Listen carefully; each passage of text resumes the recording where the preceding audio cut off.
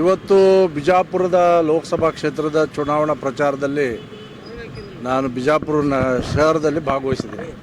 ನನ್ನೊಂದಿಗೆ ವಿಜುಗೌಡ ಪಾಟೀಲರು ಕೂಡ ಚುನಾವಣಾ ಪ್ರಚಾರದಲ್ಲಿದ್ದಾರೆ. ಇಡೀ ಮತಕ್ಷೇತ್ರದಲ್ಲಿ BJP ಪರ, ಮೋದಿ ಪರ ಅಲೆ ಇದೆ.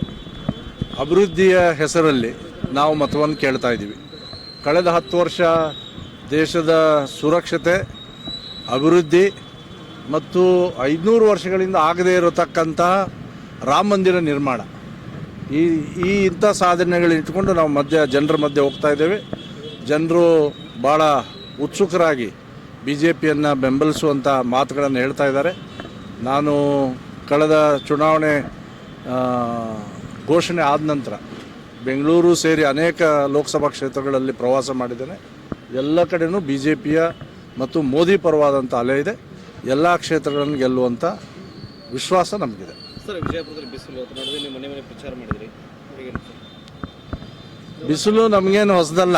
ಬಿಜಾಪುರದವ್ರಿಗೆ, ಬಿಜಾಪುರ ಬಾಗಲಕೋಟೆ ಜಿಲ್ಲೆಯವರಿಗೆ ನಮಗೆ ಬೇಸಿಗೆ ಕಾಲ, ಅತಿ ಬೇಸಿಗೆ ಕಾಲ, ಅತ್ಯಂತ ಬೇಸಿಗೆ ಕಾಲನೇ ಇರೋದು.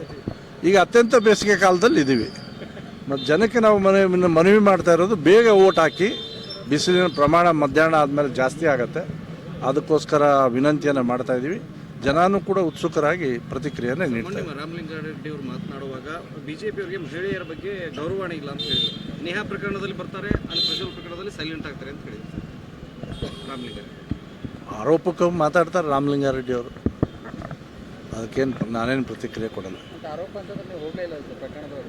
ಎಲ್ಲಿ ಹಾಸನ ಪಟ್ಟಣದಲ್ಲಿ ಎಲ್ಲಿಗೆ ಹೋಗೋದು? ಮಹಿಳೆಯರಿಗೆ ಅನ್ಯಾಯ ಆಗಿರೋ ಮಹಿಳೆಯರ ಪರವಾಗಿ ಪ್ರತಿಭಟನೆಗಳು ನಡೀತಾ ಇದೆ. BJP ಮಹಿಳಾ ಘಟಕದಿಂದ ಯಾವುದೇ ಪ್ರತಿಭಟನೆಗಳು ಇಲ್ಲ. ಅದಕ್ಕೆ ಅಲ್ಲಿ ಉತ್ತರ ಕೊಟ್ಟಿದ್ದೀನಿ ಬಿಡಿ, ಪ್ರೆಸ್ ಕಾನ್ಫರೆನ್ಸ್. Thank you.